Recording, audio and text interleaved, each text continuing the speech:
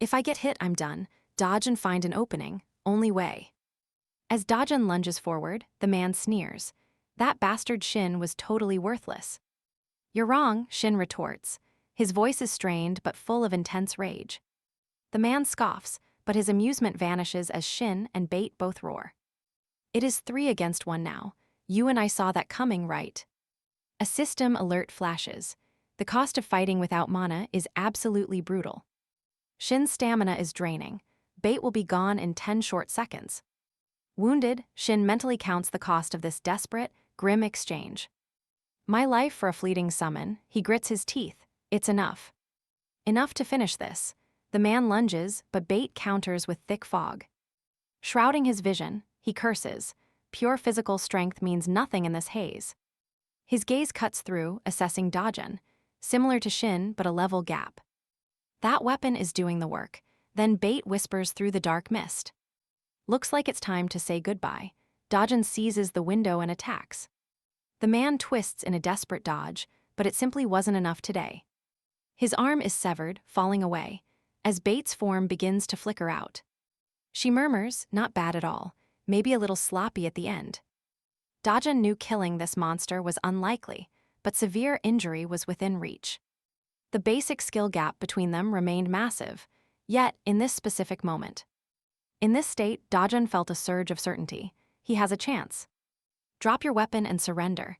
You might live through this, he warns. Considering your sins, the outcome is probably the same for you either way. The man drops his weapon. Dojin thinks it is over at first glance. But get this, you and I know it's never that simple in these stories. The man drops his blade. At first glance, Dojin thinks it is finally over.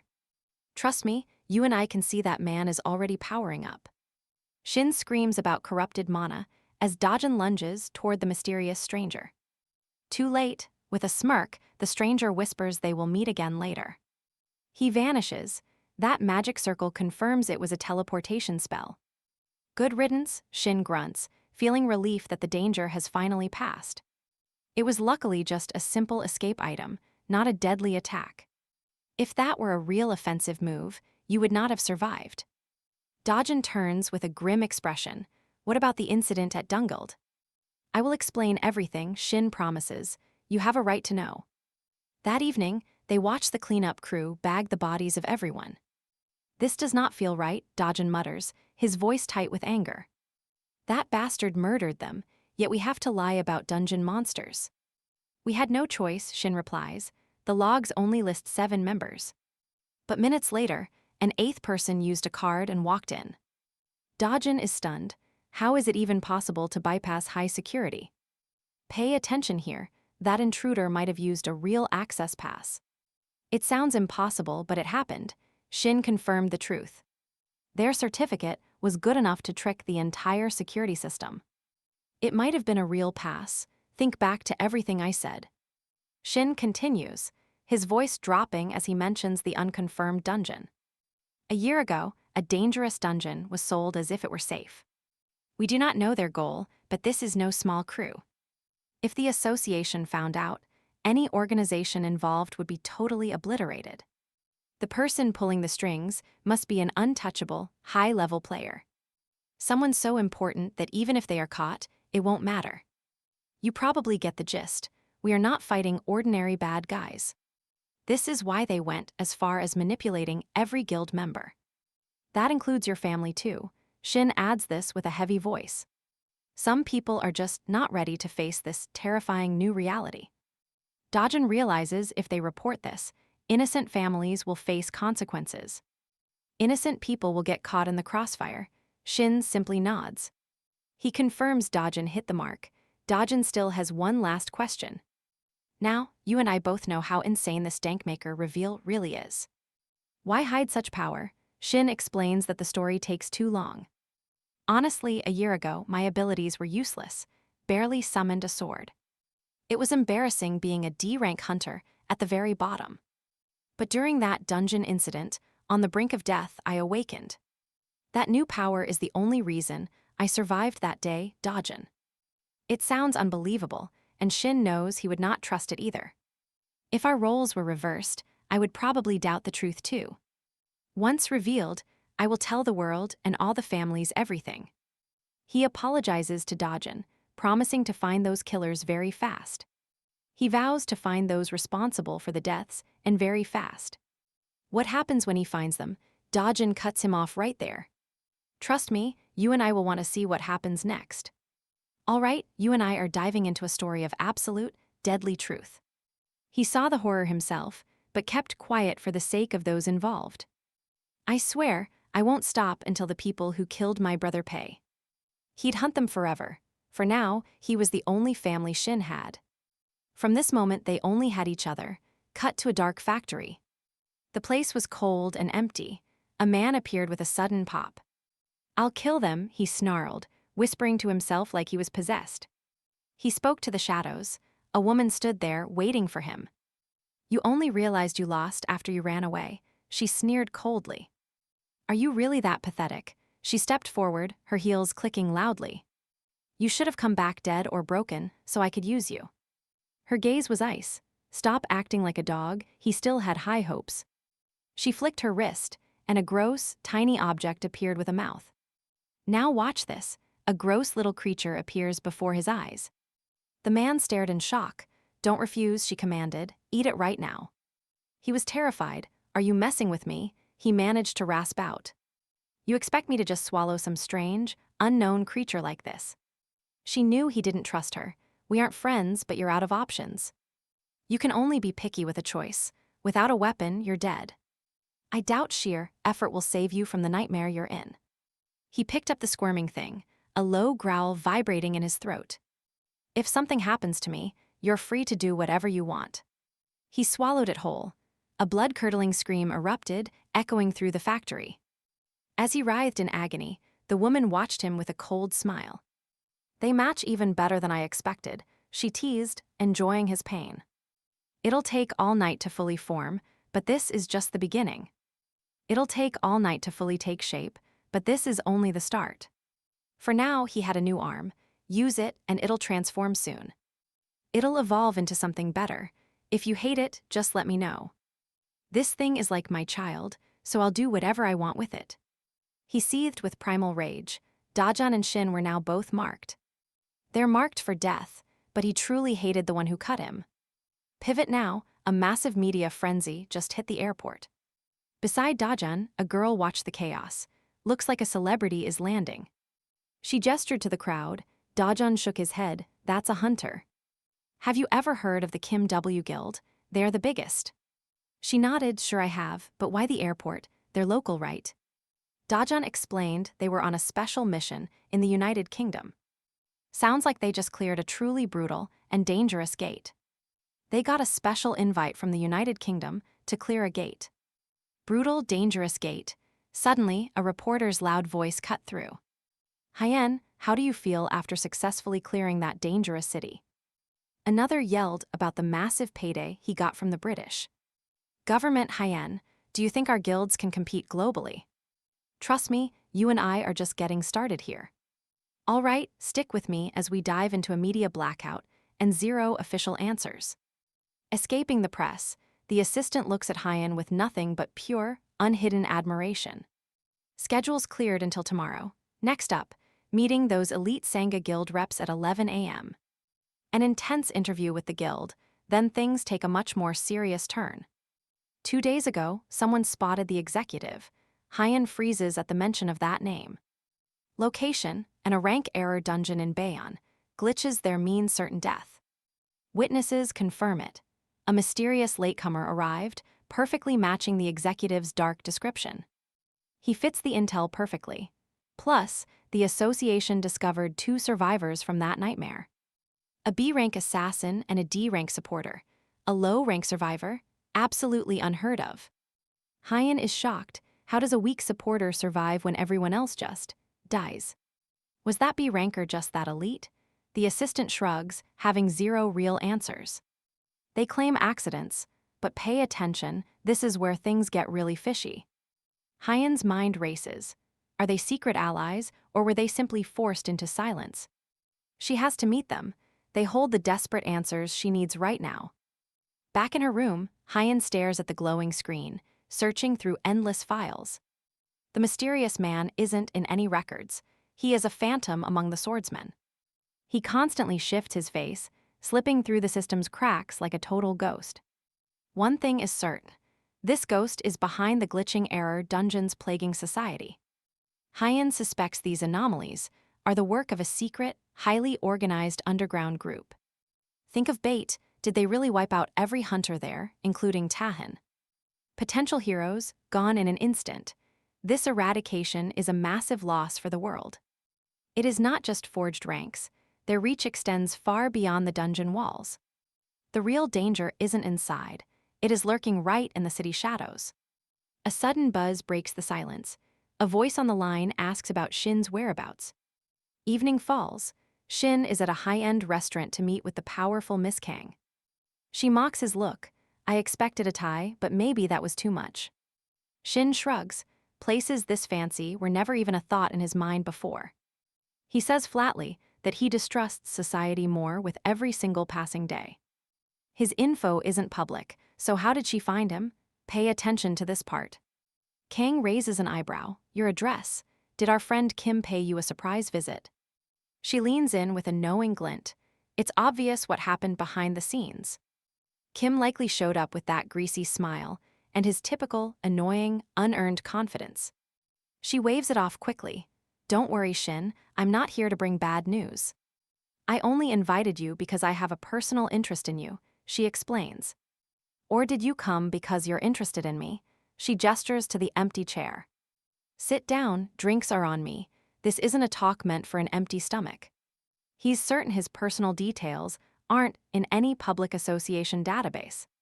Kang raises an eyebrow. Your address then? Did Kim actually come to see you?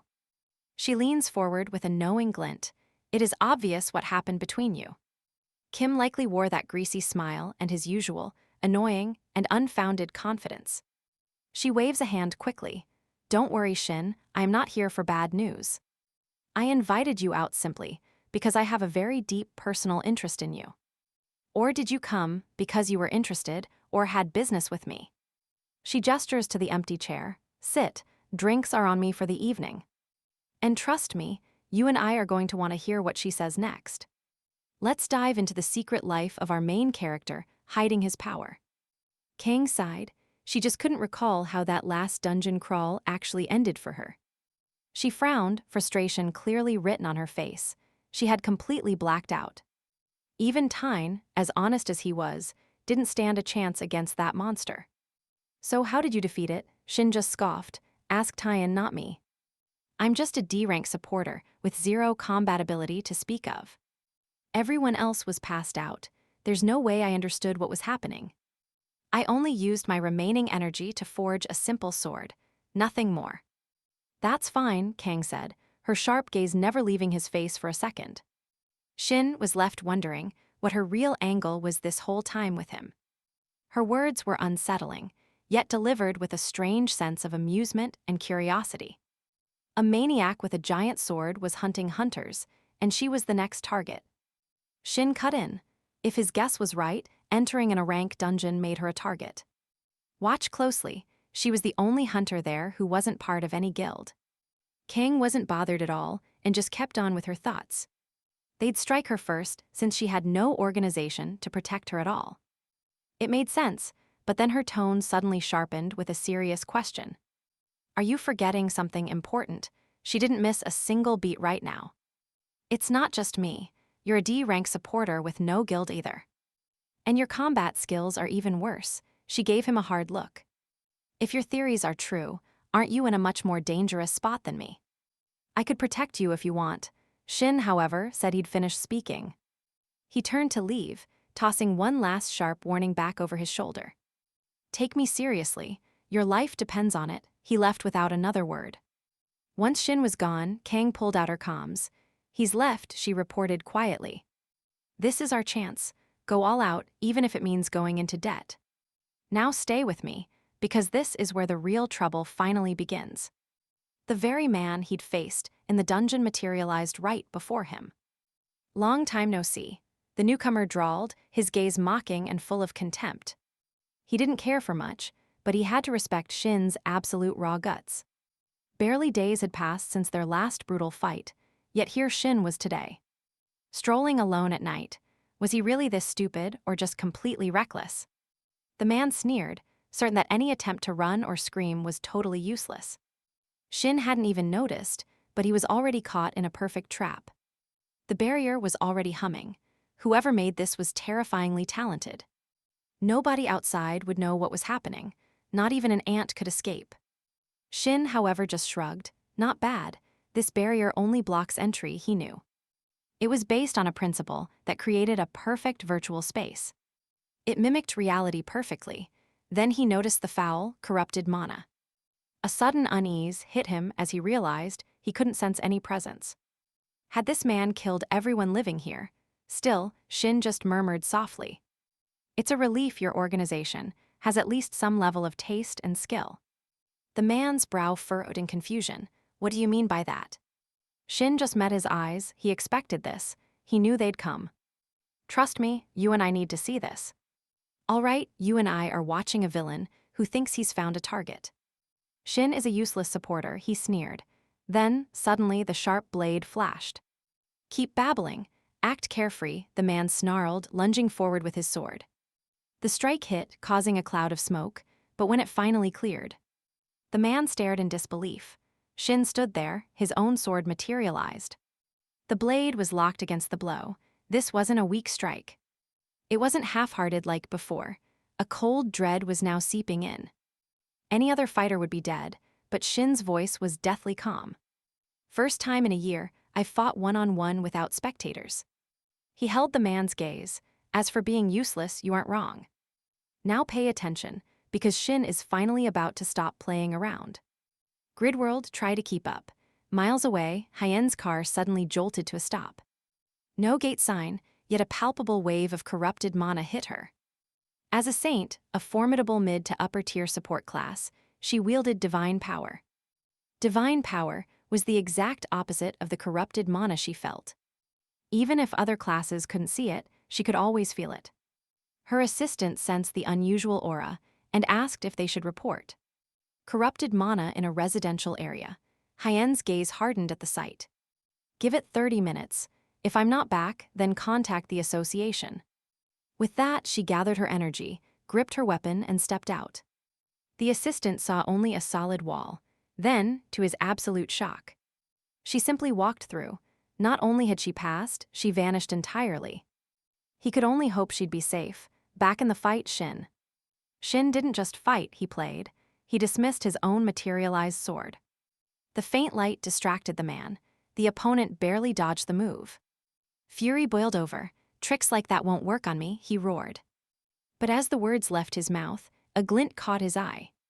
A KM-38 mana grenade, a monster killer, hit the ground. The blast was instant, engulfing the man in a concussive wave. From a distance, a mysterious lady watched with respect in her eyes. You and I see why he's a problem. He even made the Empress bow. He was a troublesome adversary. His materialized weapons weren't fancy at all. Just brutally strong, sharp blades built for sheer physical destruction and power. Their true power and special abilities only unlocked when in his hands. Yet it wasn't the weapons that truly stunned her. It was Shin's skill. He didn't just throw them. He wielded them with terrifying, surgical precision. Speed, angle, power, and timing. Every single variable was handled perfectly. So refined that even an executive of her caliber struggled to track. Then came the firearms, materializing and deploying at the exact right moment. His combat application was peerless. Such effectiveness spoke of real battle experience. A seasoned veteran. Trust me, we are watching a total monster now. Had a monster like him really been hiding from us all this time? After the shots, Shin's thoughts drifted. Mana bullets were weak against monsters. But against humans, a different story entirely for their physical toughness. Human resilience is a different game, especially if you know the limits. Let's dive in as our hero catches his enemy totally defenseless from behind. He refused to be the victim today. Is this guy finally ready to give up? Shin wondered. The villain, red with rage, spat out a single word. Bastard. Shin just shrugged him off. Just being polite, he joked casually. Then, a storm of spectral swords exploded toward his enemy. When the magical fog cleared, it revealed a truly disgusting sight. The man grew a brand new arm to use as a shield. Absolutely insane. From the sidelines, the lady let out a heavy sigh. No choice then. She activated her power. She hated helping, but her ally was in danger. A flash of regret hit her. She should have ended this sooner. Maybe I was a bit too greedy, the man said with a grin. Do your best, the lady urged him as things got even weirder. Now watch this. His hand morphs into a monstrous claw with a sickening crunch. Shin gripped his sword tight. That right arm he severed was impossibly whole once again. Corrupted mana. That was the only way he could regenerate like that. He lunged, but that mutated hand moved with impossible, blinding speed. It sliced through Shin's weapon before launching a brutal counterattack. Shin barely blocked it, but the impact shook him to his core. Just having strong weapons won't work, Shin, the lady shouted. You need a counter. Those words hit Shin like a lightning bolt. A counter? He remembered the bloodstone of Iraq, a strange gift given as part of his contract. It wasn't just a stone, but a conduit holding the death throes of Iraqian. For 1 minute, it would grant the class and skills of whoever had slain the beast. He would match their power level exactly for 60 short seconds. But the cost, a brutal 99% stamina drain afterward. Shin sighed, resigned. He never thought he would use this on himself. As the monster charged, he knew it was now or never. You see that? He slams his palm on the stone as the monster charges. For a moment, he becomes Tahan, inheriting his god tier rank. A massive, glowing sword appeared in his hands, blocking the strike. The sheer strength of a true fighter class surged through him.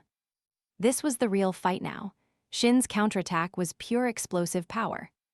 A shock wave sent the ground trembling beneath their very feet. The lady gasped in shock, her eyes widening at the sight. That item, she had only heard theories about temporary class changes.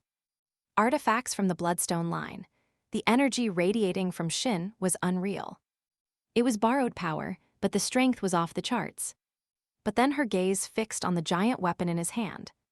Corrupted mana, it made no sense for a hunter to wield that. How could Shin use power tainted by that much corruption? She remembered the raid, and how Shin's mana was totally empty.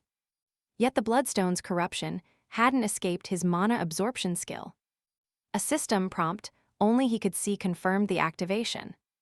Mana absorption active, 100% corrupted mana. You and I watched him awaken. All right, stick with me, because the demonic realm is about to offer a weapon. From the darkness, one name echoes, Fragorok. The lethal blade finally materializes in his hand. Shin moves like a blur now. The cursed sword tears through the heavy air. He drives his opponent back with nothing but cold, brutal force. Before the enemy can recover, Shin is already on top of him. He unleashes another devastating blow, making the lady's stomach churn. Shin's class had changed, sure, but this sword proficiency, it's bizarre. His movements defy logic. It's like he's been a master swordsman for decades. Her confusion is valid. That bloodstone gives a class, not years of experience. In his past life, Shin never even touched a blade. No training, no instincts. This is where Fragorok truly shines. It's not about raw power like other weapons. It lacks the pure destructive might of Leviathan, which was built for sheer firepower. Now pay attention, because Fragorok has a singular, terrifying ability you need to see. Shin feels like a puppet on strings, mind clear, but his body moves on autopilot. He's not even in command. Every strike, every movement is driven by the sword itself. Even the urge to kill originates from the blade, pulling Shin along its bloody path. The irony is brutal. A demonic blade with a mind of its own, seizing its wielder. In this moment, that lack of control makes him terrifyingly effective. Sword and master become one, a lethal synergy. Shin lunges for the kill. His opponent screams and tries to run. Too late, Shin is already behind him. The blade arcs down in a decisive slash, followed by a sudden, heavy exhaustion. The time limit hit. His target, now a quivering wreck, struggles to crawl away. Shin knows one more strike ends it, but a bolt of divine lightning strikes first. Shin spins around, he already knows who it is. Wu Hein emerges from the shadows. Her voice cuts through the thick tension. There are a lot of questions, Shin. I know what you're thinking, but this isn't exactly the time for pleasantries. She checks his wounds. Don't move. Stay put and let me work. Hein secures the man firmly. We aren't going to lose this one. The captive thrashes in pure rage. What is this? What are you doing? He spits curses as Hein stays silent. Are you even listening to me? You have no other choice, Hein states coldly. Her tone is absolutely glacial. Without a word, the man is forced into a gleaming execution machine. Shin and Hein watch, stunned. The execution is swift and final, it's over. Then she appears. No big surprise there, the mysterious woman comments calmly. I didn't expect it this way, but I knew Shin would suffer eventually. He's worthless. Just removing a useless part, she says. That's enough, Hein roars in pure fury. One more move and I attack. Her anger is totally palpable. Divine power erupts before the woman can react. Hein launches her assault. A shimmering barrier snaps into place, shielding the woman and the gruesome corpse. Divine power, the woman muses. There's a flicker of genuine surprise in her eyes. A direct hit would have killed me. Lucky for her, I guess. Reeling from the power, Shin wonders if there's another player in this game. The woman calls it a day. She'll concede to Shin's demands for the time being. She won't waste more energy on someone she can't control. Next time, things change. Trust me, she'll be back. All right, stick with me, because our main character is in for a shock. Hein immediately turned toward Shin, who was still sprawled out cold on the floor. Shin jolted awake on a soft couch, totally disoriented in this strange room. Had he been moved while unconscious? How long had he been out? To his surprise, he felt almost completely healed. Moments ago, exhaustion should have ruined him. Every muscle should have been screaming. Instead, a wave of refreshing energy hit him. Then the cold reality struck. His hands were bound tightly behind his back. Just then, Hein entered. I am unsure of your current condition, she stated calmly. I did what I thought was best. Let me know if you feel discomfort. Shin managed a reply. I feel fine, thanks to you. He started thanking her. He began to show gratitude for the rescue, but then saw his bound wrists. Why am I tied up? Hein's expression hardened into something cold and sharp. Now pay attention, because this rescue is about to turn into an interrogation. Start with this. Why were you hanging out with those dangerous people? She promised answers later. A flicker of realization finally crossed her face. She already knew his name, didn't she? Shin just nodded for her to start. Explain what happened. As he spoke, his mind started racing through his memories. Hein was an S-rank saint, legendary among both hunters and the public. She led the formidable Hainamu, but in his past lives, they were nobodies. They definitely weren't a top-tier guild. That whole hierarchy was always messy before. Back then, it was just a two-way struggle between Overkill and Shinhwa. Soul Link existed, yes, but they were never seen as equal contenders. This current reality, though, was starting to look completely and startlingly different. You and I can see his confusion. Hainamu is now a titan. They stood shoulder to shoulder with Overkill and Shinhwa as one of the big three. The divergence from his memories was staggering. How did they rise so fast? It was clear that Hein herself was the architect behind all this massive success. Her answer was short. I was just heading home after finishing my plans. Shin saw her as the ultimate healer, rising from C rank to S rank. I agree, he said. I wasn't with them. They just attacked me. He remembered a different Hein. In his old life, she was a mid-tier supporter. She never reached guild leader status. They had only worked together a few times. She was capable and gentle, but lacked this formidable, sharp-edged presence. Now, the drastic shift in her personality and her abilities totally baffled him. Yet, undeniably, these changes had elevated her to a whole new level of power. Logically, Shin should have suspected her, but she risked her life for him. She saved him and fought against them. Then, Hein's gaze sharpened again. Logically, Shin should have doubted her intentions or her help. He suspected her of collusion, but she had risked her life. She saved him and fought against them. Then, Hein's gaze sharpened again. She pressed him, "Are you acquainted with the executive?" Shin just stared. He shook his head. "I can't answer that yet." He met her stare.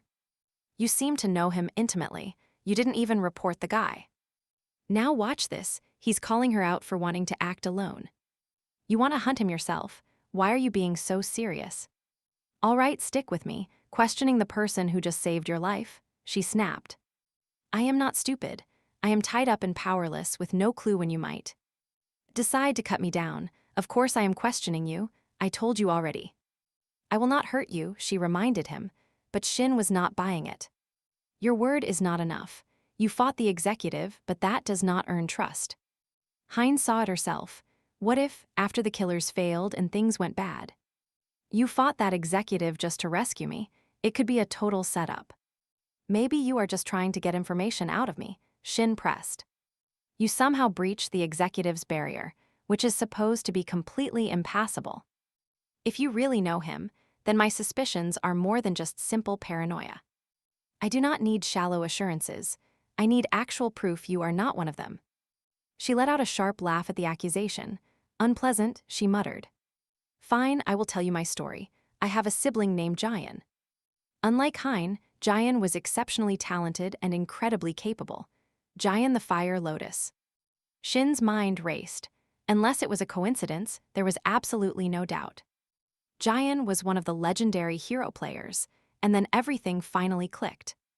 Now watch closely. Hein was actually Jayan's sister. Guilds recognized her immense talent. They were practically begging Jayan to join them, but Jayan refused every single offer. Hein suspected it was because Jayan felt like a burden staying by her side. 2 years ago, Jayan burst through the door, absolutely brimming with energy. "If this goes well, we can finally start our own guild," she sang to Hein. Her eyes shone with hope. Jayan slid a piece of paper across the table. It was the winning bid for the gate, the trap that devoured everyone there. Shin cut in. That winning bid must have been a forgery from the start. That gate was probably an unidentified one. Hein demanded to know exactly how. But Shin's certainty was undeniable. It was not just some unidentified gate. "You and I both know what that means, a high-risk dungeon." Had it been any ordinary dungeon, Jayan might have stood a chance. Hein recalled the day she and Jayan stood atop that mountain when he appeared. The executive, he scoffed at their effort, lecturing them on loyalty to their party. He acted as if they had no choice in their dark fate. Jayan, enraged, balled fire in her fists and challenged him directly. "Try it. Do you really think I will let someone like you do as you want?" He merely sneered. "You have got guts." Then he struck with a brutal blow. "Let's get rid of the small fry and get started," he snarled. Jayan lunged to save her sister, but she was already too late. That was the very last time Hein ever saw her sister alive. Despite the impossible fall, Hein survived, fueled by a desperate resolve to find Jayan. When she finally reached her, her sister lay lifeless. She was irrevocably gone. Hein's voice hardened. Since that day, she dedicated every fiber to getting stronger. She mercilessly honed her saint abilities and joined the Heinemu Guild to climb. She clawed her way up the ranks. Her powers were pathetic back then. But at the brink of death, something extraordinary had finally awakened within her. The only reason she survived that fall was that power awakened in her. And trust me, you and I are about to see her absolute revenge unfold. All right, stick with me. This newfound skill meant no injury or threat of death could stop her. Nothing kept her down. As long as it wasn't too late, her healing powers were absolute. She could pull herself back from the abyss, gaining insane status and unlimited wealth. It was more than she dreamed of, but it didn't bring her closer to her goal. Finding the executive who killed her sister and exposing the organization behind him. Shin realized something then. With a heavy heart, he saw the truth. She was just like him, powerless and forced to watch her own friends die. He hesitated. A heavy silence filled the room after she finished her confession. Unsure how to respond, he looked up as Hein told him it was his turn. He told his own story, explaining everything he knew and thanking her once again. He thanked her for sparing his life, apologizing for being so cautious and ungrateful. Shin reached out for a handshake, and Hein grabbed his hand with a firm grip. After hearing that story, she admitted she would have been on guard too. Now pay attention, because she just dropped the big offer: join our guild right now. Heimu would soon rival the top guilds, and she wanted them to be trusted comrades. But right as they agreed, Tahina suddenly burst through the door like a madman. He nearly ripped the door off its hinges, then froze when he saw them. Seeing them shake hands left him totally bewildered. Shin was shocked by his entrance. He wondered what kind of emergency would bring the guy here so fast. Hein just shrugged while still holding Shin's hand. She wasn't sure what was happening. She didn't expect Tahini to come crashing and looking so dead serious either. Turns out, they trained together at the Alam Center in the same group. Tahini had helped her a lot back then, when everything was still brand new. Every awakened person needs basic training before they can officially become a hunter. 4 times a year, new recruits head to the center for these quarterly classes. They learn the basics, mana management, and all the laws for their kind. After that training, they went separate ways until Hein joined the Humu Guild. Their paths crossed again often, but things changed after that loose incident. They had a solid working relationship for a while, until the executive appeared. That moment brought them face to face with the executive, and everything went south. Since then, that executive has been relentlessly hunting Shin as the sole survivor. He's also trying to track down any other survivors, including people like Dujin. You and I can see the Overkilled Guild is tracking Shin too. Hein texted Tahin about him, but his response was totally unexpected. He flatly denied knowing anything. It was his first time ever lying to her. She realized he had a major stake in Shin, which is why she called. She suspected Tahini's people were shadowing Shin and recording his every move. She knew someone was watching him, and the tension between them was growing. A huge misunderstanding was brewing. Tahini quickly denied he was ever spying. He insisted that explaining the actual situation was way more important right now. Then he demanded to know why Shin was even standing in that room. Hein cut straight to the point, asking if he remembered that past incident. The one they discussed with Kim ages ago, back when Tahina shared everything. He had offered tons of info back then, pushing them to work together. She'd warned them about a group hunting hunters, and trust me, this is just starting. All right, you and I are diving into a high-stakes guild conspiracy right now. Neither Tahin nor Kim bought the story. She understood Kim's doubts, though. Tahin just brushed her off, demanding hard proof. Shin stayed silent, listening. He knew Kim and Tahin were already clued in. Hein kept pushing forward. She knew they needed more info. That's exactly why she called Tahin. The very group she warned about attacked Shin, and she had to intervene. She stopped them cold. Now, Shin stood there as living, breathing proof. Tahin's gaze snapped over. Is that true? Shin didn't back down for a second. He confirmed it, explaining how his past attackers returned with heavy reinforcements. They meant business that night. Tahin processed the news, eyes narrowing. Then he challenged Shin. Why keep this a secret until now? Shin fired back. Don't you know why? Hein watched the tension rise, sensing the heavy atmosphere. Now pay attention. The weight of this situation is about to get intense. Whether Tahin believed him or not, Shin was in a massive amount of trouble. He's been labeled a lunatic. The risk was sky high for a total stranger. Hein knew they talked often, but a real connection, that was clearly missing. Tahin hadn't truly reached Shin yet. It was a painfully obvious distance. Still, she needed his answer. Would he finally join her guild or not? Shin felt it. This wasn't just cooperation. This was something much, much bigger. For 2 years, Hein hunted missing persons cases across the entire region. She was sure they were linked to the executive's shadowy, underground group. Her investigation found a chilling pattern. Some guilds showed zero suspicious activity. No rank issues, no gate accidents, and absolutely zero people going missing. It was too perfect. Every single detail seemed way too clean to be real. Tahin disagreed. Major guilds didn't care about numbers, they played a different game. He believed their destiny was deeper. It wasn't about the size of the roster. Actually, larger guilds saw more disappearances. Members just vanished into thin air. Big guilds buried the truth to save face. making them easy, perfect targets. You and I both see the problem here. There were no other targets left. Hein explained further. Guilds without missing members were usually incredibly tight-knit. They were anchored by a rank masters. Even small groups had fierce, unbreakable unity. Members watched each other's backs. They wouldn't let a single disappearance slide. She felt these groups were hiding from her, actively staying out of sight. Even with her investigation and Humu's support, they kept a massive distance. She mentioned Kim of the Shinhwa Guild, a man with a notorious reputation. Yet he prioritized his people first. She knew they were avoiding her. They were dodging cohesion. She doubted they could maintain it forever. For now, a false sense of safety kept them completely off the radar. Perfect cover. Tahin finally agreed, but saw no reason to escalate things any further yet. The Overkill Guild simply had more raw power than Humu. It wasn't even close. For Shin's safety, Overkill was the only logical choice, a safe bet. But Shin had one lingering question. What were they really fighting for here?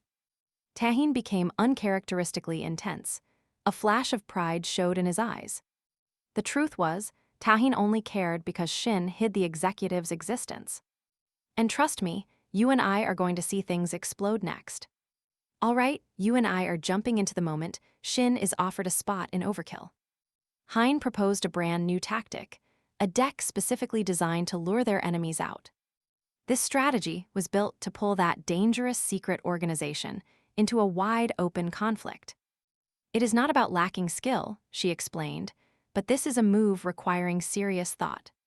Shin cut her off right there, thanking her but making his stance crystal clear to everyone. He had zero intention of joining any guild, no matter how much power they offered him. His official ties would stay with Humu, seeing it as his safest bet for now. Hein shot back instantly, claiming safety was never the real issue at hand here. To her, Shin was most useful as bait to draw the monsters out of hiding. She reminded him that Humu's protection would not stop these people from coming for him. If they did not get Shin, they would just move on to the next easy target. But Shin was already 2 steps ahead, thinking about becoming the primary target himself. What if he became the primary target? He would draw all the attention. He would take the heat, Tahana spoke. Her voice was low. Was Shin suggesting he would take the risk alone? Not exactly, Shin answered, keeping his cool while laying out his true logic. Even with all of Humu's resources, those criminals had stayed completely hidden for 2 whole years. But if Shin acted as the lure, they could finally predict exactly where the enemy would strike. If another attack happened like last night, they would finally be ready to take them down. Shin took a slow sip of coffee, looking totally unfazed by the dangerous plan. We will gather the proof. We need to force the association to finally expose this group. Now watch this part carefully. Hien stiffened as the weight of Shin's words landed. You are doing this alone? He asked, his voice dripping with pure skepticism. I have told you everything, Shin replied, so there is no need to cooperate unless you are using me. He leaned forward, guaranteeing the enemy would show up the second he called. He met his gaze, seeing the defiance but knowing he held the leverage. He knew Hien suspected he would take the lead no matter what happens. But Shin knew his true leverage was Tahin, so he could not refuse. You are in our hands now, Shin stated simply. Inside a dark building, a massive woman entered with an unreadable expression. She reported to her boss about the executive's final assignment and the fallout. You and I saw this coming. The boss asked if the Maker handled him. She shook her head, noting the Maker's power was far beyond what they first expected. Her voice turned cold, explaining that the executive was compromised after the heavy battle. To prevent any information from leaking out, I disposed of him with my own hands. A beat of silence followed, as she wondered if grooming him would have been more efficient. The boss nodded slowly, telling her she had to prove her judgment to him. He gave her the green light to use Hien to fill the executive's spot. She hesitated for a moment, wondering if she was expected to go alone. Not alone, he said. Hunting is too important. I need this done properly without any distractions, and I trust you to handle it. She gave a sharp nod, then the boss asked about the Maker's special traits. The executive only hunts those who really interest him, so what was the deal? She scoffed, claiming the association's intel was completely wrong about Shin's true power. Trust me, we just realized Shin is definitely no average maker. All right, you and I are about to see just how broken our main character really is. He stood his ground against an executive. The boss narrowed her eyes in disbelief. Was Shin actually 2 steps ahead, reading an elite fighter's every move? Even as a supporter, he outclassed a professional fighter. She nodded slowly. Yes, plus he used corrupted mana, a forbidden power unlike anything she had seen. The boss was visibly shaken. Do not leave out a single detail. Tell me every second of that fight from start to finish. Be precise. Days later, Dajun stood among the massive skyscrapers, whispering quietly into his comms. Shin, he is right in front of the building. I arrived early. He looked up. Dajun already had everything set with Mr. Tun for lunch. The man was finally free to talk over an expensive meal and some serious conversation. Shin, phone pressed to his ear, just scoffed. If the food is pricey, he will show. Dajun sighed and closed his eyes. Expensive? Yeah, that sounds like him. It is not that he would hate the food, but the nerves will probably ruin his appetite. They were not exactly allies. This was just cooperation against a shared enemy. Now watch closely, because facing one of the best guilds has everyone on edge. Is that so? Shin's voice was cold, and you can tell he is not impressed. With his skill level, there is absolutely no reason for us to worry. Dajun let out a short, relieved laugh. I am really glad to hear you say that, Shin. Shin hung up, muttering for him to call if anything went south.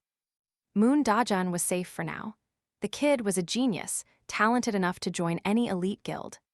Nobody would even blink if he joined them. Plus, he is still growing. Shin pictured Dajun with his blades, an uncut diamond in a killer outfit. With mentors like Tahin, his combat abilities would skyrocket past everyone else. Shin gave a dark grin. I do not know what they are really planning just yet. Now I know what you're thinking. Using a friend as bait? That is absolutely wild. Meanwhile, Hein was sipping tea by the window while clutching a small, mysterious note. She had asked him about his true plan only a few days ago. Shin simply bowed, saying he would keep acting like a normal supporter to hide his strength. Tahena watched him closely before they both disappeared into the shadows. The guild already believes he is connected to us. Exactly, Hein added. Her eyes looked distant as she considered it. They will need a new angle. What if they assume no connection? Hein stared in surprise. Is he actually asking us for leniency? Shin stepped closer. His true power is the biggest wild card in this game. If he is not tied to the guild, they will move heaven and earth to kill him. If they do not hear back for weeks or months, they will have to investigate. They will shadow him relentlessly until they are certain he is alone. Then they will finally show their faces. Tahin studied him carefully. We will wait for that moment. Shin slowly closed his eyes. He will figure it out. They are absolute masters of concealment. They will suspect him until the end. First, they will force him out. If that fails, they will wait for the calm to strike with everything they have. And that is when it will be our turn. Hein crossed her arms. Trust me, you and I should watch their next move. Stick with me, you are about to see how this chest changes everything. Hein stood by the window, clutching a small photograph in her hand. He is definitely hiding something, she muttered, her eyes locked on the image. But that does not matter if she can reach Jian. The photo showed her sister. The unique class had other problems. Suddenly, a new message pinged on screen. Hania was almost there. She asked him, where are you sitting right now? Now watch this, Shin replies quickly, but his mind is on the target Tahin. He suspected Tahin had put him on their radar after that last encounter. Hania was a reliable ally, but he kept some secrets to himself for now. The door swung open, and Hania walked in with a casual, friendly wave. He noticed her glasses, a rare look for her outside of the dangerous dungeons. She had changed so much since they last faced a monster together. This was Hania, the future goddess archer who cleared that dungeon and awakened her legendary power. They stayed close, with her usually taking the initiative to check in on him. But he never hesitated to ask how she was doing either. True friends. After her awakening, Hania became a legend. You can practically feel her focus. The girl was like a blur of unwavering power every time she drew an arrow. It was as if she was overcompensating for being so modest in the past. She pushed herself into total recklessness, tearing through countless monster-filled dungeons. She never got tired. Her abilities and fame were skyrocketing in a flash. Soon, newspaper headlines were screaming her name. A true rising star was born. "I saw an article about you actually," Shin said, looking at her with admiration. "Top 10 ranged fighters in the world. It is honestly just incredible, Hania." She flushed red and looked away. "You saw it, I just did one interview." "I never thought it would blow up like this." She still could not meet his eyes. "You saw that too, right?" Even as a superstar, she gives him all the credit. Shin met her gaze with a faint smile. "It would have happened anyway," he said. Then his expression shifted. He looked past her with a sharp, questioning tone. "Is he with her?" Hania nodded quickly. Yes, she had totally forgotten the introduction. "This is Kwon Jian, a Tier C assassin, her new partner in the field." Shin started dissecting the situation. Long-range classes usually need to operate solo. But they need high agility to stay safe. Hania, being a rookie, was not there yet. She needed a close combat partner to keep the monsters away from her. Not a slow tank, but someone quick enough to draw aggro and protect her. This way, she could fire arrows without worrying about her own comrades' safety. Dujin, frankly, was the perfect choice for that specific role in the party.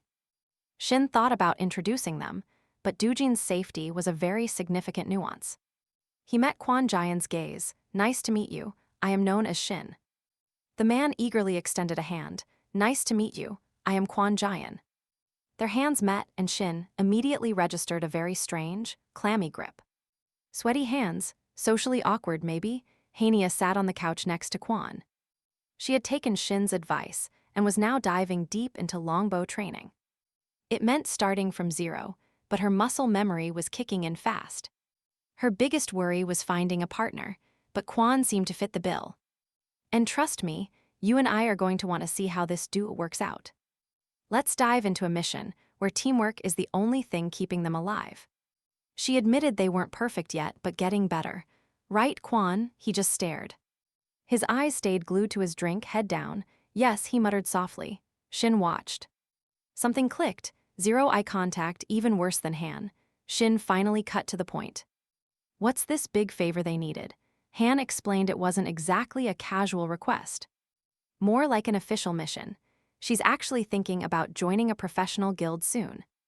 This isn't just a favor, she's looking to go pro. Shin's eyes went wide. Hania hadn't picked a guild yet, but the first step was non-negotiable for her. She needs a certificate from the Endless Sky Islands, a place that's completely legendary. Imagine countless islands floating in a total void, drifting through an eternal, empty space. Other hunters have survived its dungeons before, but this place has a unique twist. The gates never close. Instead, once the monsters are cleared, the environment shifts. The dungeon evolves, opening brand new portals into different sections of this aerial maze. This massive headache for the Korean government actually turned into their greatest asset. Since they couldn't close it, they turned it into a training center. A high-security facility was built to transform this dungeon into a brutal proving ground. Now, it's used by the association to test the limits of every new hunter. It's the ultimate test to see who really has what it takes to survive. Hania explained that while solo runs are accurate, the rules here are very strict. You need a specific team, one ranged fighter, one melee, and a support class. Those are the base requirements to even set foot on the boundless Sky Islands. She looked at Shin, a silent invitation for him to take that final spot. Shin thought it over. Stick with me here because his next move is crucial. Guilds meant growth. Just like with Dajin, he hadn't forced her into anything yet. Memories of her past life still haunted him. Back then, Hania was a lone wolf. A cool, confident hunter who only trusted her bow. Teamwork just wasn't her thing. But this Hania wanted a team. Had she really changed that much since then? She felt familiar, yet totally different. Noticing his silence, she offered him an out.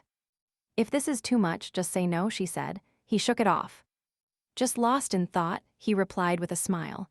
This could actually benefit him too. Hania beamed.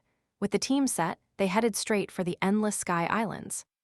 "You and I both know nothing here is as simple as it looks. Watch closely."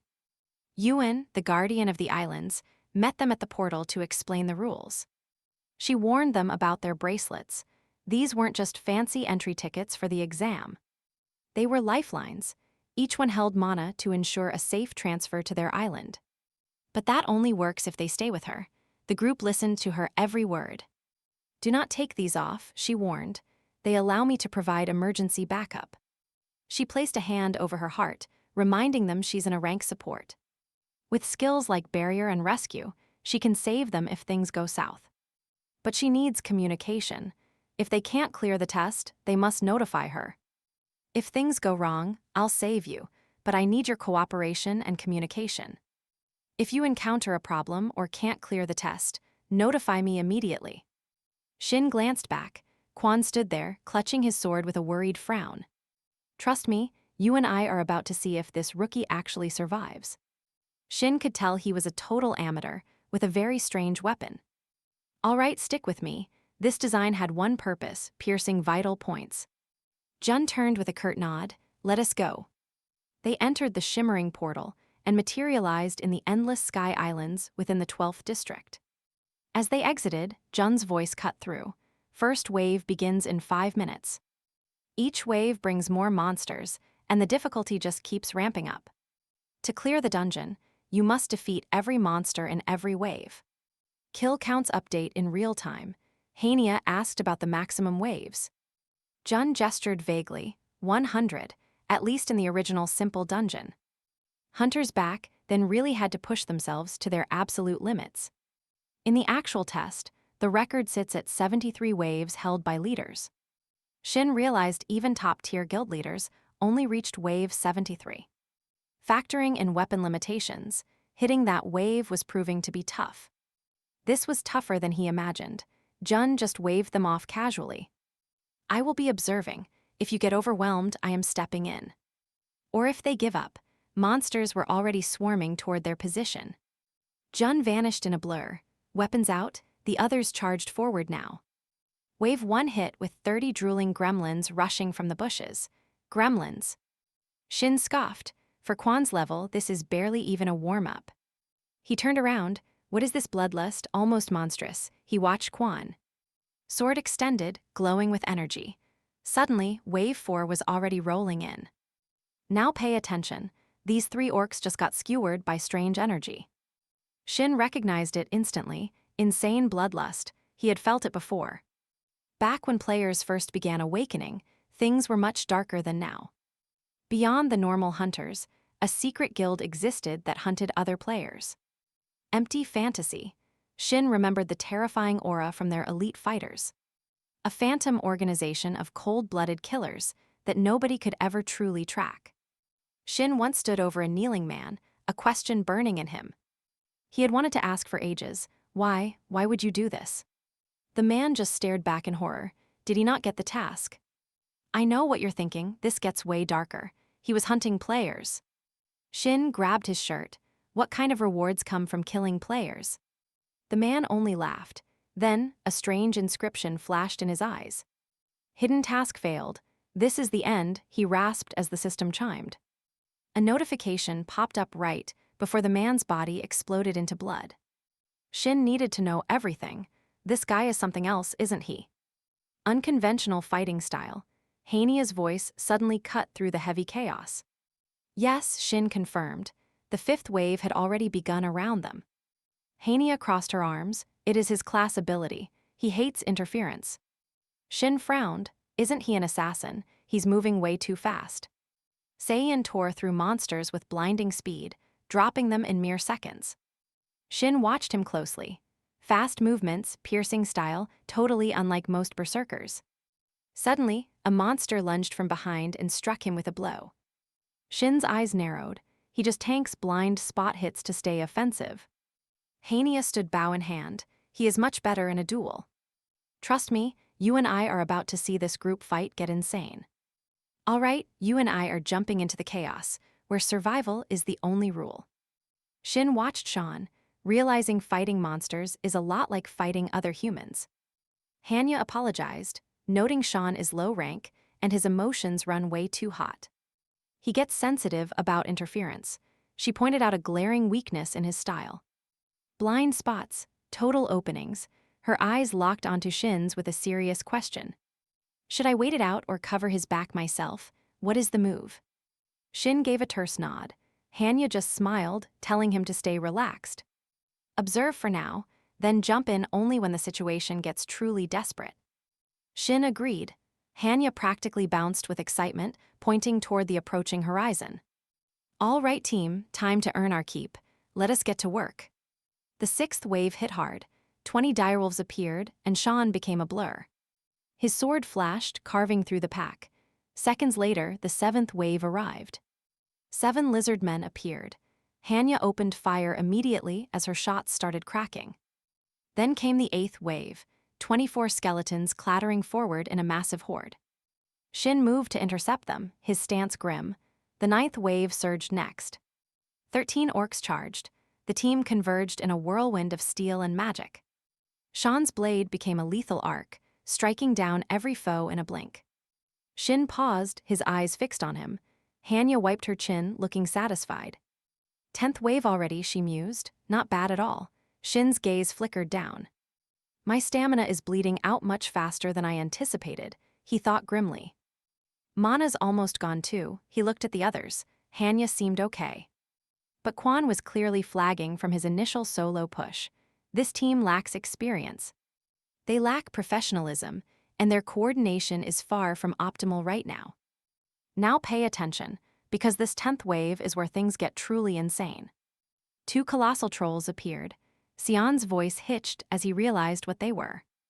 Hania spun around, her brow furrowed. Only 2 trolls, something is definitely off. Shin's gaze flickered to Hania. Can she even handle these massive things alone? Just then, a monster swung its massive fists, slamming them into the earth. Sion whirled, eyes wide with terror. He scrambled to flee the beast. Just as I figured, he can't take a hit, so he just dodges. Hania shouted that Sion was in danger. We need a distraction right now. She surged forward, unleashing a powerful torrent of energy at the massive troll. You and I saw that hit land, but get this, it did absolutely nothing. The monster's injured hand began to knit itself back together. Hania gasped loudly. Shin's hands trembled. Idiot, I should have seen this coming. I will buy time. Trolls regenerate limbs. Next shot, you have to go straight for the head. Activating his creation skill, Shin's mind raced to conserve every drop of mana. Need to craft a better weapon soon. A system window flashed a skill. The world of the network. Shin unleashed energy threads forward, wrapping them. He bound the monster's legs tightly together. Sean just stared, completely bewildered. Shin spun to Hania, his voice sounding raw. Aim for the head. Sean yelled for her to go. Okay, she shouted, firing her weapon. The sound was lost in her scream. A troll lunged right at her. Everything was going wrong at once. The team was about to break. Trust me, you and I are going to want to see what happens next. All right, stick with me, because this dungeon run is about to go wrong. That troll is charging on pure instinct to save its comrade, Shin observes. Shin channels his energy, but suddenly Jun bursts from a portal to help. A glowing barrier erupts instantly, cutting them off from the charging monsters. The barrier erupts, cutting them off. I am holding them back, she shouts. She spins around. Everyone head to the lobby and evacuate right now. She glares at the monsters. Guardians, she mutters, her voice full of rage. These idiots should not be in this wave. Something is very wrong here. The barrier is already cracking as the orcs hammer against the glass. Jun screams as another portal rips open outside, letting more monsters out. Now here is the part where you and I realize the stakes just tripled. Endless sky islands and a rank error, but Shin senses no polluted mana. Hania gasps, realizing that one of her teammates is still stuck out there. Jun looks grim. I will save him now, go. She activates her skill. In a flash, the group is pulled away and warped back to safety. Back at the starting point, new portals have already ripped open nearby. They are handling it, Jun says, already rushing back toward her portal. Right before she vanishes, she turns one last time to give a warning. Please evacuate the building immediately, she yells before disappearing into the light. Shin suggests they leave, and Hanya nods in agreement. Meanwhile, elsewhere, guards stand amidst blood and screams, frantically trying to regain some control. Behind the priestess, the man who murdered her partner emerges from the shadows. She crosses her arms with a chilling smile. Well, how totally unexpected, she purrs. How unexpected, she purrs. A familiar face, aren't you glad to see him? You have scores to settle. Kiram silences them with a single cold look. He presses a finger to his lips. Quiet, let me think for now. What if she just breaks the rules? The priestess just clicks her tongue. A dismissive whatever escapes her lips as she looks away in annoyance. Just then, Jun bursts from the portal, her voice cutting through the air. Is he here? She demands, scanning the area where the massive trolls vanished. She rushes to Shin's side, placing a hand on his back to check him. Shin starts to answer, but his words die as a red window blazes. Wait, did you see that too? A hidden quest just appeared right now. Min hurries into the office, shouting that the association just contacted them. The association, Tahin's brow furrows, what could they want? Apparently, all this chaos started because a new gate opened up off schedule. Min explains the chaos, while Tahin instinctively checks the message on his phone. Shin's last message is still open, confirming he was heading there today. The screen confirms it. Shin said he was heading there earlier this morning. Are Mongan and Jia with him? Tahin asks, his voice laced with concern. No, they left with the deputy instead. Tahin's gaze suddenly sharpens with intent. Min lists the numbers. 1 A rank, 5 B ranks, and 3 C ranks. Tahin drops his head, his mind racing through a silent calculation of power. It's not enough, but he can't go himself without ruining Shin's entire plan. Now, what do you and I think of Leader Kim? Stick with me, we're diving into a story where even maintenance crews have secrets. Tahin stood up immediately, his voice rock solid as he rallied the support. The Shinwa group moves first. Min blinked, totally shocked. Why not call Hyun? Tahin's reply was clipped. Hyun won't work. Soon after, a car sped through night. Dia scoffed from the back seat. What's all this noise? Tracking dungeon crews. They're just writing a report. Dia laughed at them being called awakened. Awakened? No way. Those are just ordinary people unregistered as official hunters. They've never even seen a monster before. Seo looked over at him coldly. Let him wait, she said. Seo, does she have her combat staff with her? Dia shrugged. She's never fought in a squad. She'd just be a liability. Seo wasn't bothered and pulled out a stun gun. Maybe I'll just ditch this. She deadpanned. Da's gaze sharpened on the weapon. Where did she get that? He stared at it for a moment, then gave in. Let her keep it. Moments later, a military group blocked them. An officer stepped forward, looking stern. Li Shin, the service squad head. Dia reached out a hand to greet him. Beside him, Seo offered a polite bow. Hello, she's the manager of our team. Li Shin chuckled warmly. I actually have a daughter around her age, he mentioned. Dia surveyed the surroundings. We called 3 guilds, but nobody actually showed up. Li Shin frowned, looking totally confused. Wait, excuse me, why call others for this? For a simple check, Da explained. Suddenly, the Sky Island office went dark. Pay attention. Inspectors reported a rank error, and Li Shin's retinue started whispering. The association hasn't responded yet. Dia watched them all with growing concern. Someone used their certification. Li Shin rubbed his temples, a grim silence falling. A heavy silence took over. He studied Da and spoke with absolute decision. All right, here's the plan. We will start with a recon sweep right now. Finding missing personnel is our top priority. What? Dia pressed, eyes narrowing. Li Shin merely smiled. If things go south, that's exactly when they'll move. Dia looked confused as Li Shin pointed a thumb at his own chest. If these 3 guilds can't work together, they're just dead weight. Watch closely. A ranks or not, they will only get in the way. He spun around fast. He faced the waiting fighters, his voice cutting through the thick, tense air. Understood, yes, sir, they roared back. Dia ran a frustrated hand through hair. Something is seriously wrong here. Sol's gaze stayed fixed on him. Why this? The reward, Dia muttered, looking away. They don't want to lose the payout. Ah, so they're not regular employees. Sol mused with a flicker of understanding. Veterans, for sure, Dia confirmed, meeting her gaze with a serious look. Did you notice their grip on those firearms? He pushed her gun back. Typically, guns without mana don't even scratch monsters outside of the gate. The Skeleton Guild is adamant about using them anyway. Their exclusive enchanter, Lee. He stretched out his hands, an energy field blooming to deflect the incoming bullets. He tapped her head lightly, saying she really should remember all of this now. A sharp cry escaped her lips. Dia interjected, cutting through the heavy atmosphere. It is not necessary to remember every single detail. We will handle the rest. They stepped into the dungeon, prepared for whatever nightmare was waiting for them. Trust me, you and I are about to see this whole mission get wild. Stick with me, Sol is confirmed, and Da is ordering a lockdown. Leave nothing behind, he explains. This guild leader has a dark past. Suspended for illegal raids, even military service couldn't fix his criminal ways. He was caught clearing dungeons off the record, over and over again. Lee just shrugs. Shin notices Da and Sol being escorted by soldiers. The priestess clutches a bloody cap, her eyes burning with pure malice. Just kill them quietly, she hisses. Kuram, however, is busy eating steak. He scoffed. Does she really think quiet massacres in public are easy? I'm no dog, he mutters. Killing for sport isn't really my style. The priestess is fuming. But then, the executive's hand turns into a blade.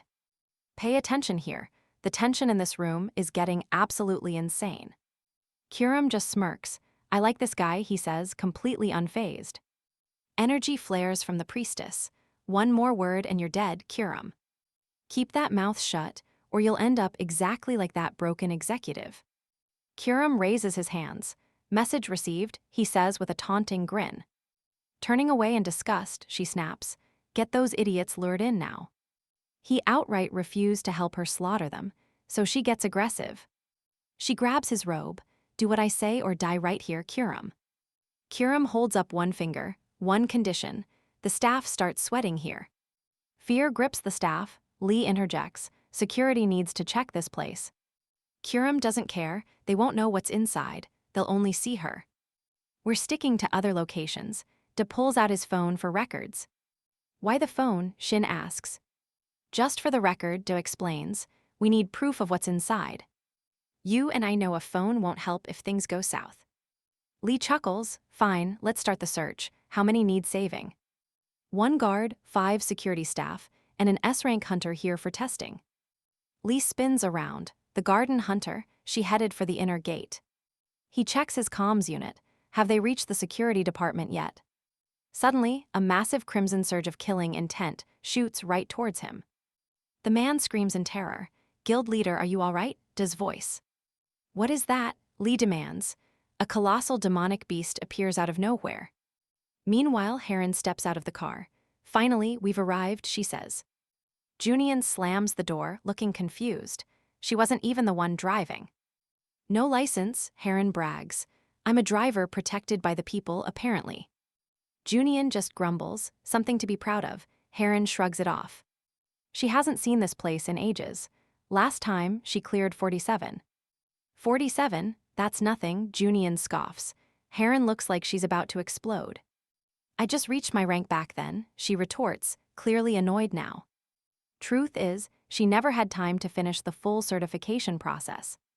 Junio just grins. Oh, really, Heron? And what about your current level? 47? That's barely anything, Junio scoffs. Heron's brow furrows in anger.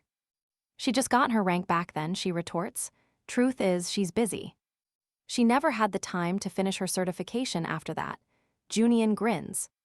You and I know she's hiding her real power. What happens next? All right, stick with me, because this cocky guy is about to find out he's in deep trouble. Further than her, that's for sure. Is he serious? Heron mutters, looking totally annoyed. Shin watches them closely and steps forward. wondering who this mysterious guy really is. He stays quiet, almost apologizing for interrupting their constant bickering as he approaches. Heron shoots a sharp glance past Shin, his voice filled with a very pointed question. Is he going to introduce himself, or what? Shin just waves a dismissive hand at him. Wait, didn't you two meet in the dungeon? Heron narrows his eyes, clearly unimpressed. He was just backup for the Overkill Guild. Junien turns his gaze toward Shin now. There's a challenging glint in his eye. Just then, Hungia steps forward to join them. She looks pointedly at Shin. He starts adjusting his hair, his mind racing for answers. He's trying to explain this unfolding chaos, but the others are just staring him down. Pay attention here, because their expressions tell us that something very bad is coming next. Before Shin can say a word, Shant roars out, demanding to know what's happening. His gaze locks onto the monsters. Shoot, he commands his troops. The fighters raise their weapons, and a furious hail of gunfire erupts instantly. The massive creature bellows, trying to shield itself from the incoming energy beams. Leader, it's getting away. The fighters yell, desperate to keep the beast pinned down. They try holding Shanty back as he frowns, scanning the whole chaotic scene. There, they spin around, disoriented, wondering where the target could have gone. Movement, there. Someone shouts, pointing ahead, but Shanty points in a different direction. Behind you, watch out. The fighters spin just as another monster closes in fast. Its hand glows menacingly before a massive red flash erupts, engulfing everything in sight. Shanty is swallowed by the blast. Idiot, he spats, pure rage burning in his eyes. The executive leaps forward, striking with a powerful hand, but Shanty is ready for him. With a grim frown, he swings his massive axe, unleashing a blinding flash of light. The system window flares. Skill, elemental enchantment, Glacier, Shanty makes his move. He slams the axe down, activating Ice Prison as a massive surge erupts. Ice encases the executive instantly. Wait, he has no head, Danya sounds shocked. You saw that too, right? This is when the priestess finally speaks up, sounding disgusted. Her voice is cold and full of displeasure, so much for trusting the executive. He can't even finish off these small fries. She seizes a nearby fighter's neck. Even while holding him, she manages to gather a massive amount of mana anyway. A beat later, Shanty snaps. Chief, she's going to sacrifice one of her own. Let them up, he shouts, turning around, his voice sounding completely raw and desperate. He's lost, but 2 of his men are already dead. This isn't just monsters. This is a deliberate assault. Let them go and call for help before everyone dies. Sol and Doni can only stare back with absolute terror in their eyes. An unseen voice resonates. My, how brave. Shanty gasps as fear takes over. A strangled cry escapes him. No way. Suddenly, the priestess vanishes from sight. Only her voice echoes chillingly around the stunned fighters. They close the gate. That explains why they were here just a second ago. Cum shoots a question. Did he leave because of a sudden issue? Is he just stewing in silence?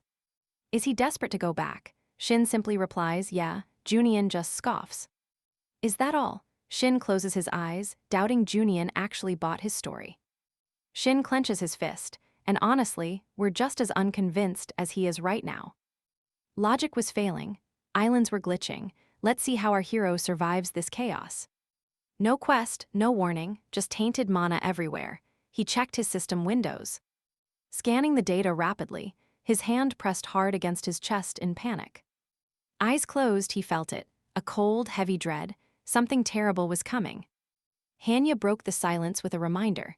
Their comrade was still trapped inside. One fighter went in, but he has not come back out yet. Shin knew it. He told them to search the squad's last location. They do not need anything else. Just let them find their missing teammates. Junien crossed his arms. The Shinwa Guild should be taking charge of this. Suddenly, a heavy hand smacked his shoulder, making him jump back, startled. Heron flashed a bright smile. Let's go together. They were brothers in arms. That bond is annoying, Junien muttered. Pay attention, things are changing. Heron, he is just going to yell at you again, she joked, grinning. It doesn't matter. What's he gonna do? He's not actually going to kill me. Junien stared her down. Knowing that guy, Honestly, maybe he would.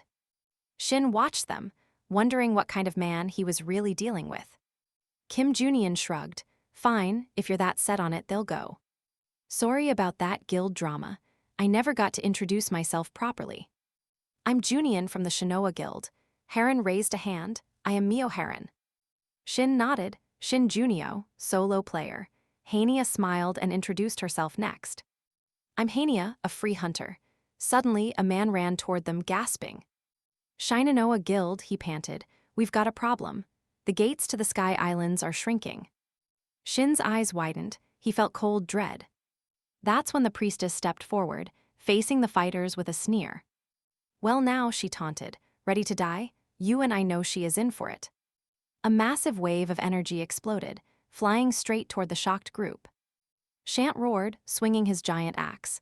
You idiots have no idea who you're fighting. You just made a huge mistake. Don't ever underestimate us, you monster. As a beast lunged, he smashed it with his axe before pulling his gun. He unleashed a hail of bullets. The air popped and cracked with every shot.